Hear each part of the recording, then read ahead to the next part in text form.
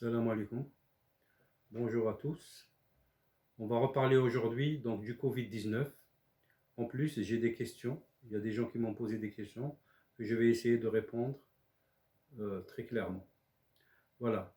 On est toujours en pandémie. Pandémie veut dire c'est une épidémie mondiale, c'est-à-dire que le monde entier a cette épidémie, ce qui est quelque chose de très très très grave.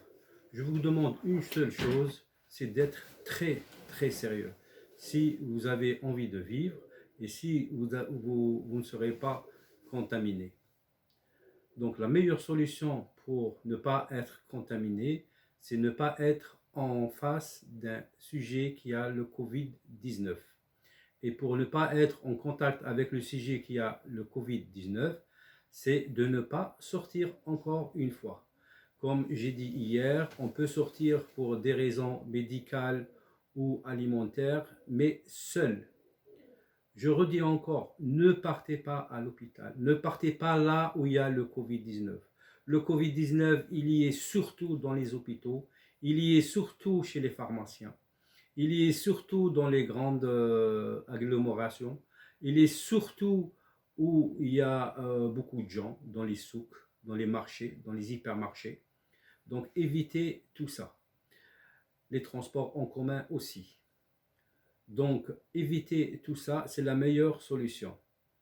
Donc je vais lire les questions qu'on m'avait posées et je vais essayer de répondre à tous ces gens-là. La première question, il y a quelqu'un qui me dit il a du mal à respirer, mais il n'a pas de fièvre. C'est une question qui est très très très vague. Et le fait qu'il n'a pas, n'a pas d'hyperthermie, qu'il n'a pas de fièvre, il ne peut pas y avoir du Covid-19. Il peut être un porteur simple, un porteur sain, mais ça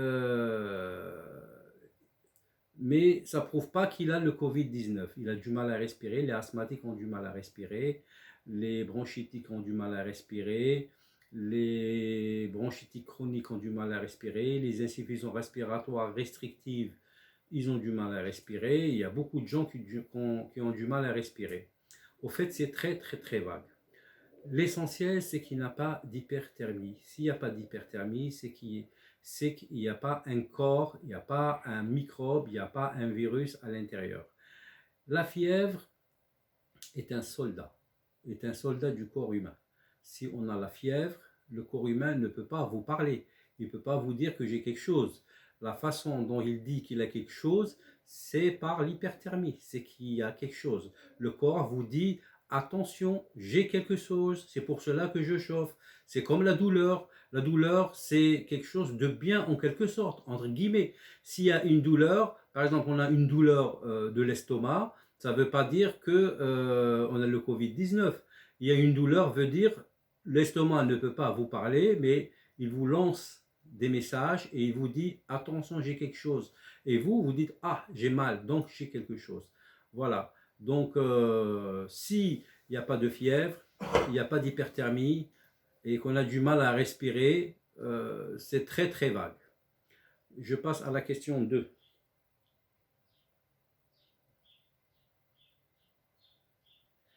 Il y a quelqu'un qui me pose la question, je voulais savoir si on utilise les gants pour muslima, pour se protéger dehors, et en entrant, on peut les laver à la machine ou les laisser à l'entrée. Bon, comme j'ai dit, il est préférable d'être main nue qu'avec les gants. Maintenant, ces gants-là, s'ils sont jetables, il ne faut pas les laver, il faut les jeter. Hein. Mais s'ils sont des gants à caractère à utiliser plusieurs fois, oui, vaut mieux dès qu'on entre, vaut mieux les laver. Est-ce qu'on doit nettoyer les emballages qui viennent de dehors, exemple sac de course? Non, non, c'est pas la peine, parce que de toutes les manières, en général, ça dure, le Covid, ça dure 10 minutes, 20 minutes, ou même 1 heure, mais il le tue facilement.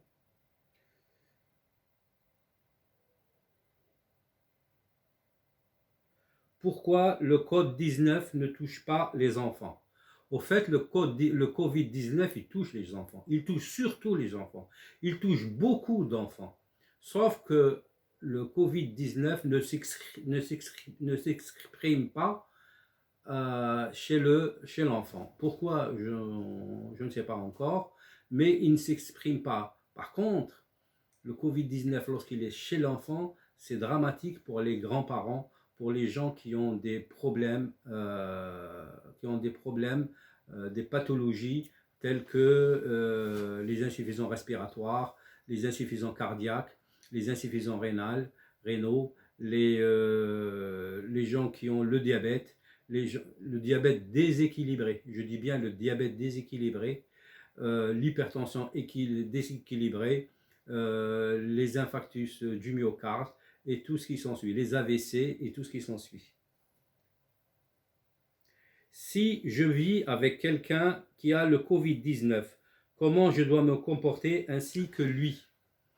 Eh bien, si quelqu'un qui a le Covid-19 porteur sain, il faut qu'il se contente tout seul. Il faut qu'il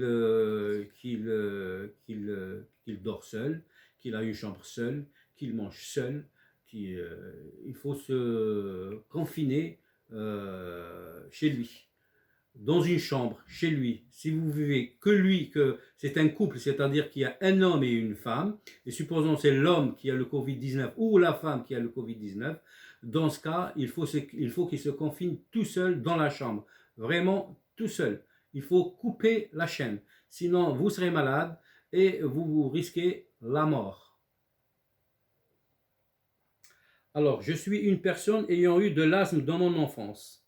Chaque année, à cette période, avec le changement de saison hiver, printemps, je suis sujet à l'allergie rhume, des foins accompagnés de problèmes respiratoires, voire de l'asthme qui pourrait se reproduire. Je me maintiens avec une ventoline. Si je suis un sujet sensible au Covid-19, avec les allergies actuelles de cette saison, y a-t-il des recommandations spécifiques à adapter? Au fait, l'asthme, déjà, on ne le traite pas par la ventoline.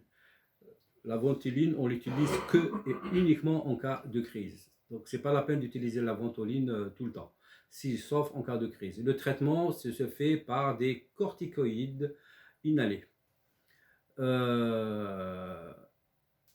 Les asthmatiques, comme les bronchitiques chroniques, comme tous les insuffisants respiratoires, sont des sujets qui sont très précaires par rapport au Covid-19. Donc, un asthmatique, ce n'est pas quelqu'un qui n'a pas d'asthme. Un asthmatique, s'il a Covid-19, il est en danger de mort. Donc, il faut absolument éviter d'avoir le Covid-19. Si vous travaillez, ne travaillez pas. Si vous faites quelque chose vous êtes obligé vraiment de sortir, il faut prendre le masque, il faut se protéger énormément, parce que les insuffisants respiratoires, comme j'ai dit tout à l'heure, les insuffisants respiratoires, les insuffisants cardiaques, les diabétiques, les hypertendus mal équilibrés, les AVC, les accidents vasculaires cérébraux, tous ces gens-là, les insuffisants rénaux, tous ces gens-là sont des gens très très faibles par rapport au Covid-19.